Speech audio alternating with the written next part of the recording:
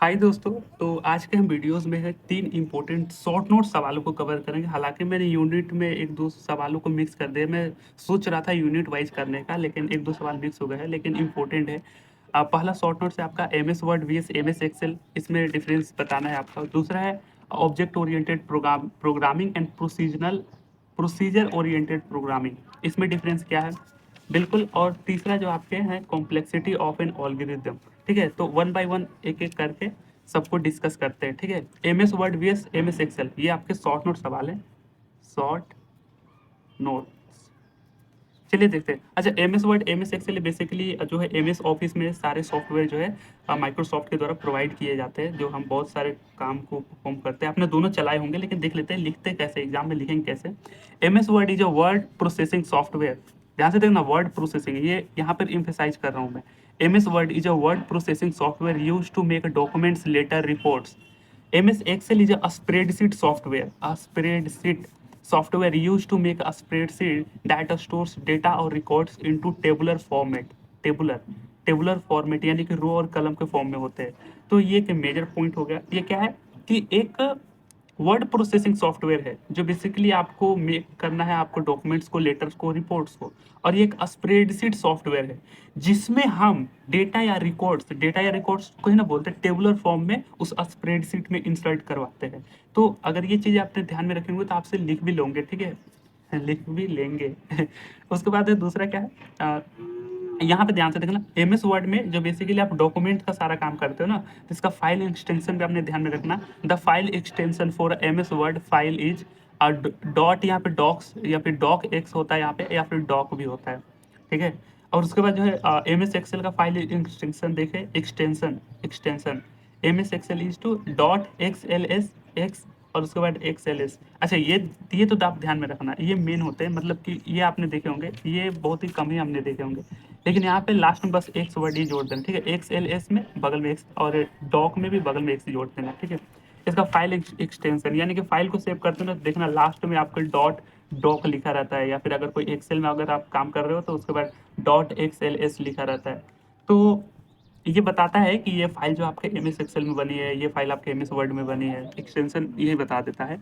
उसके बाद जो तीसरा डिफरेंस क्या है एम एस वर्ड में, it is commonly use for writing and editing documents. M S Word commonly use किसके लिए है, राइटिंग या फिर एडिटिंग किसी भी डॉक्यूमेंट्स को। कोई भी डॉक्यूमेंट से हम वहाँ पे राइट कर सकते हैं, रीड कर सकते हैं, और उसको एडिट भी कर सकते हैं। एम एस एक्सेल में ध्यान से देखना, यहाँ पे क्या है, it is commonly use for budgeting, financial analysis, data entry and calculation. ये सारे काम हम एम एस एक्सेल में करते हैं। बजटिंग का काम देखना हो या फिर कोई फाइनेंशियल एनालिसिस का काम देखना हो, बेसिकली वहाँ पे सारी चीज़ें आपको मैथमेटिकली फॉर्म में ही दिखती होती है ना। आपने डेटा एंट्री का काम भी देखे होंगे, कैलकुलेशंस होंगे, तो ये सारे एम एस एक्सेल ही करता है। उसके बाद चौथा मेजर पॉइंट क्या है, एम एस वर्ड ऑफर्स, ये प्रोवाइड क्या करता है, फीचर्स।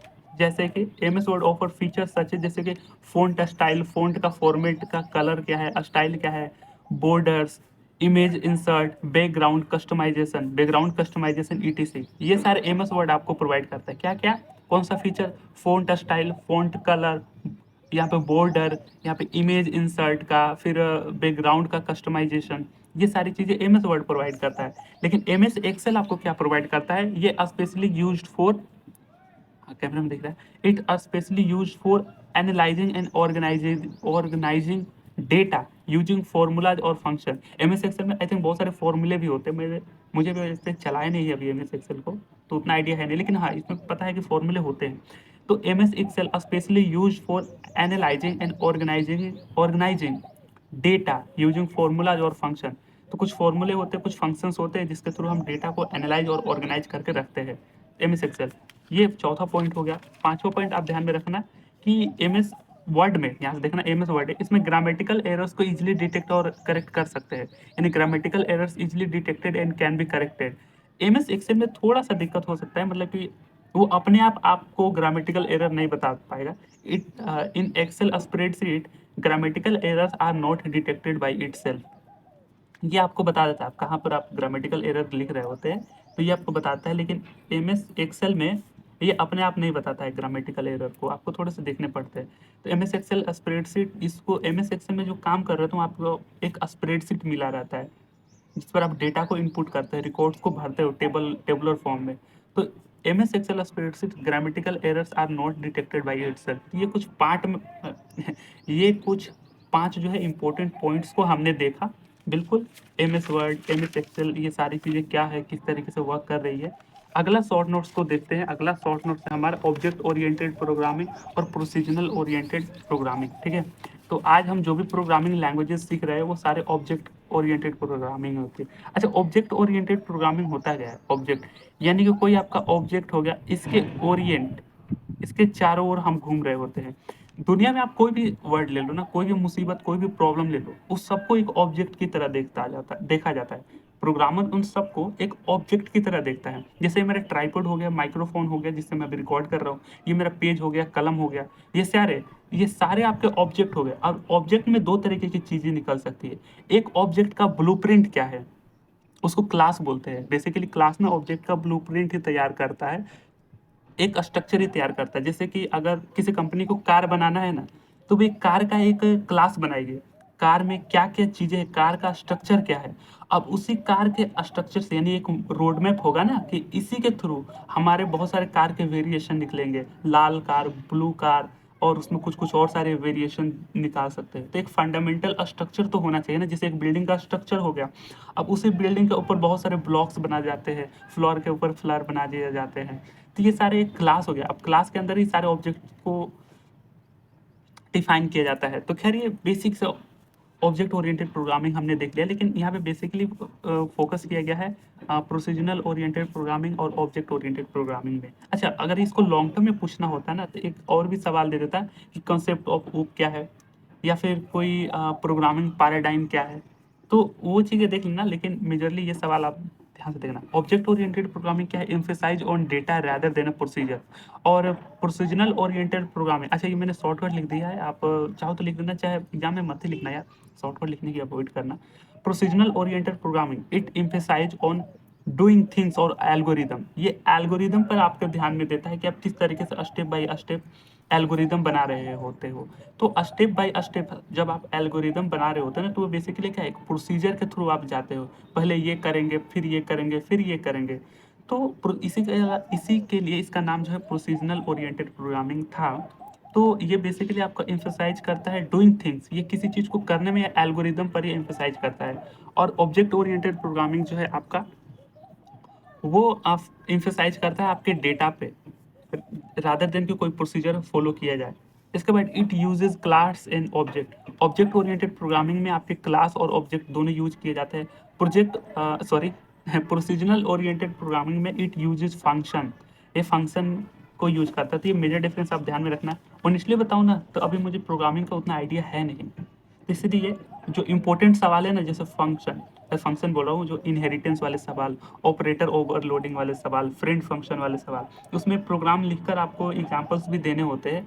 वो इतने इंपॉर्टेंट सवाल है ना भाई, मतलब कि उसमें से 3-4 आएंगे ही आएंगे जो मेरे से मिस आउट होंगे। भले मैं फ्यूचर में जब प्रोग्रामिंग सीखूंगा, पढ़ूंगा, तो वो सवाल को कवर करूंगा जो आने वाले स्टूडेंट्स होंगे।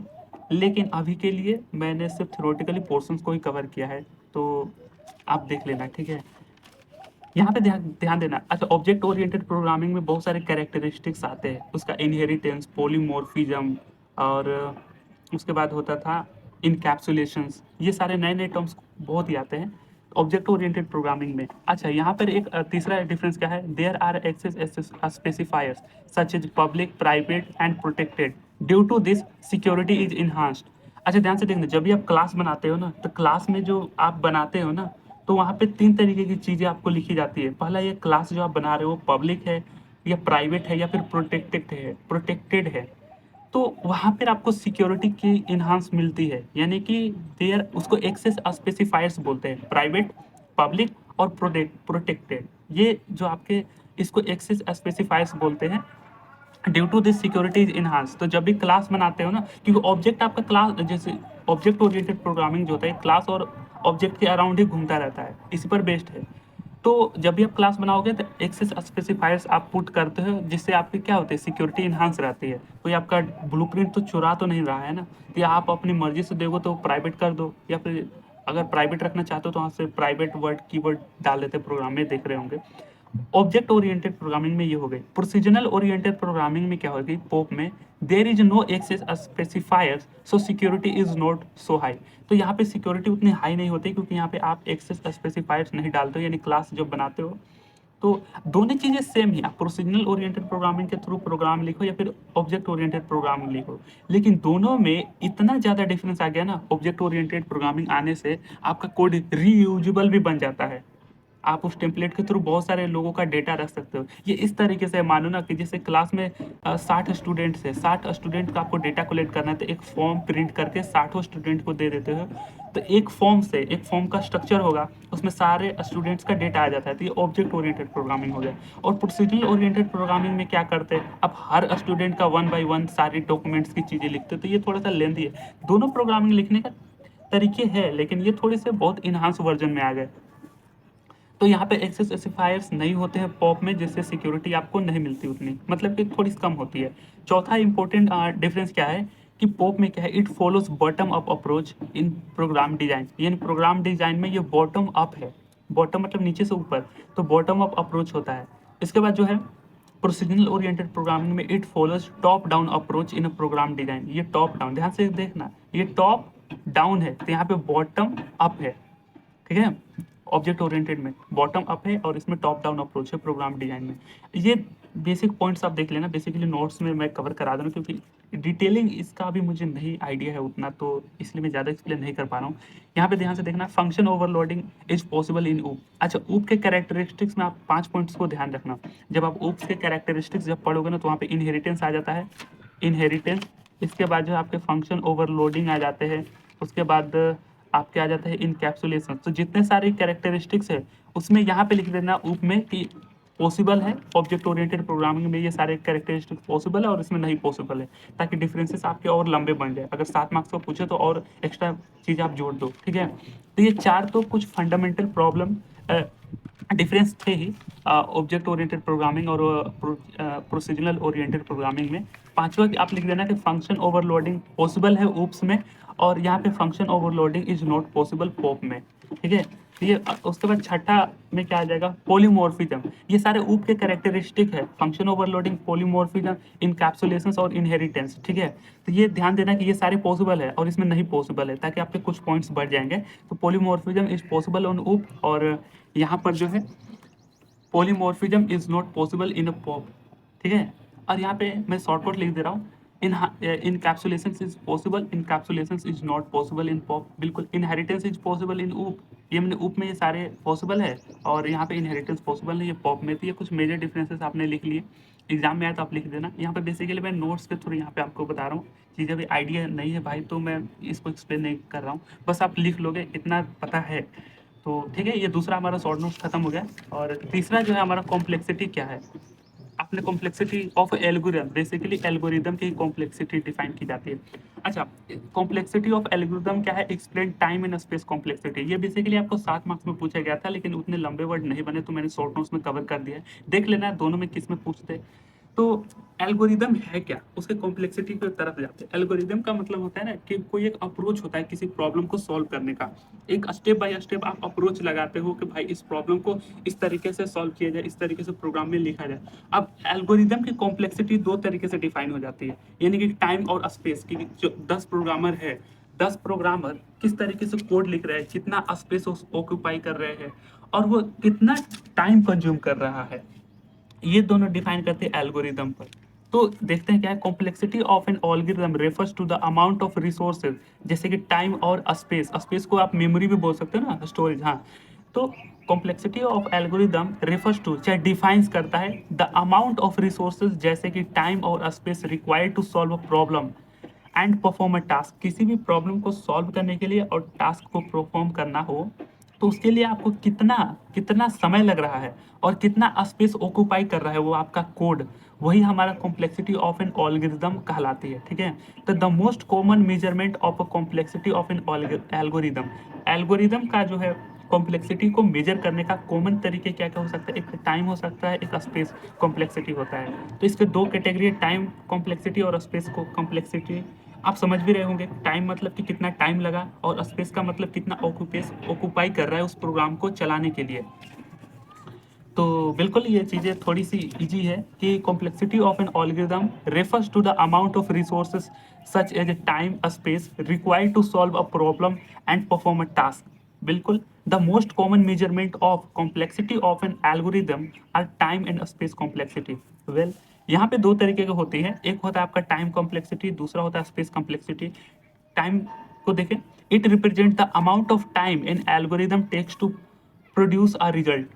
बिल्कुल कि कोई एल्गोरिदम के थ्रू कोई आपका प्रोग्राम जो है प्रोसीजिंग कर रहा है, मतलब प्रोसेसिंग कर रहा है, तो ये बताता है represent that amount of time an algorithm takes to produce a result. तो बिल्कुल ये चीज़ें समझ रहे होंगे कि एल्गोरिदम को रिजल्ट प्रोड्यूस करने में कितना समय लग रहा है, वही टाइम कॉम्प्लेक्सिटी बताता है। इसमें क्या हो सकता है कि the number of loops interaction and number of comparisons performed in algorithm it is measured by, sorry मैं एक लाइन बोल गया था, मतलब टाइम कॉम्प्लेक्सिटी को मेजर कैसे करोगे, तो यहाँ पे देखा जाता है time complexity is measured by calculating number of loops. जब आप प्रोग्रामिंग का अगर थोड़ा आइडिया होगी तो ये लाइन आपको समझ में आ रही होंगी। It is measured by calculating number of loops, iteration या iterating number of comparisons performed in algorithm. तो नंबर ऑफ लूप्स, आइटरेटिंग और नंबर ऑफ कंपैरिजंस, ये सारे देखकर टाइम कॉम्प्लेक्सिटी को मेजर किया जा रहा होता है। ठीक है, इसमें है क्या, नंबर ऑफ लूप्स, जब आप लूप्स बनाते हो ना, जो किसी काम, लूप का मतलब कोई काम को बार बार परफॉर्म करवाना होता है, किसी टास्क को बार बार कंप्लीट कराना होता है ना, तो लूप्स का यूज किया जाता है। तो सोचो आपका टाइम कितना बचा रहा है। आप प्रोग्राम को जैसे कि 1 से 10 तक की आपको काउंटिंग करना है, तो एक्चुअली मैं थोड़ा सा जावा कोड लिखा हूँ, तो मैं बता रहा हूँ कि जैसे 1 से 10 तक आपको काउंटिंग करना है, तो आप लिखोगे सारे हेडर फाइल सारे लिखो system dot out dot print L N 1 print कर देगा, फिर वही चीज़ें लिख के 2 3, आपको स्पेस भी लग रहा है और टाइम भी लग रहा है। लेकिन अगर आप 1 से 10 तक का लूप चला दोगे तो वो डायरेक्ट 1 से 10 तक का काउंटिंग लिख देगा। तो उसको मेजर करने के लिए एक लूप बड़ा फैक्टर हो गया। आइटरेशन मतलब कि कितनी चीज़ें बार बार दोहरा रही होती है, मतलब कि चीज़ें दोबारा कितनी बार हो रही होती है, लूप्स का आइटरेटिंग, लूप्स आइटरेटिंग। बिल्कुल, नंबर ऑफ कंपैरिजंस, कोई चीज़ में कंपैरिजन हो रही होती है तो कितने नंबर ऑफ कंपैरिजन हो रही होती है, उसको आप कम कर सकते हो कि नहीं। तो टाइम कॉम्प्लेक्सिटी के 2-3 फैक्टर्स आप ध्यान में रख लेना भाई, ठीक है। उसके बाद आता है स्पेस कॉम्प्लेक्सिटी। अति सुंदर। स्पेस का मतलब क्या है, अमाउंट ऑफ मेमोरी। बिल्कुल, तो space taken by an algorithm to solve a problem, यानी कि स्पेस कॉम्प्लेक्सिटी किस तरीके से डिफाइन हो जाती है, या फिर आप लिख देना इट रिप्रेजेंट अ स्पेस, अरे यार हट जा, a space taken by an algorithm to solve a problem. The memory, memory का मतलब स्पेस ही बोलते हैं, the memory is used by the inputs called input space and other memories used during the execution called auxiliary space। तो यहाँ पे space का मतलब क्या होता है कि जैसे कोई इनपुट होता है ना, जैसे कि मैं बता रहा हूँ प्रोग्राम में जब आप इनपुट लिख रहे होते हैं तो वहाँ पर भी कुछ स्पेस आपका ऑक्यूपाई होते हैं। आप कोड भी लिखते हो तो उसका तो स्पेस ऑक्यूपाई होता है, साथ में कुछ और भी सारे ऑक्सिलरी स्पेस होते हैं। ऑक्सिलरी मतलब कि सेकेंडरी मेमोरीज होती है, यानी and any other memory use during the execution called axillary space. तो कुछ इस तरीके से स्पेस है, एक इनपुट स्पेस और एक्सिलरी स्पेस, ये दो तरीके के स्पेस जो है ऑक्यूपाई हो रही होती है, द मेमोरी यूज कर रही होती है इन दोनों तरीके के स्पेस को, ठीक है। तो the memory is used by the input called input space and any other memory. एक तो इनपुट के थ्रू आपको मेमोरी एलोकेट हो रही होती है जिसको इनपुट स्पेस बोलते हैं, बिल्कुल। और any other memory use during the execution called axillary space. जब आप प्रोग्राम को एग्जीक्यूट करते हो, चलाते हो, तो वहाँ पर भी एक्सिलरी स्पेस भरता है आपका। तो इस तरीके से हमने स्पेस कॉम्प्लेक्सिटी देख रहे होंगे।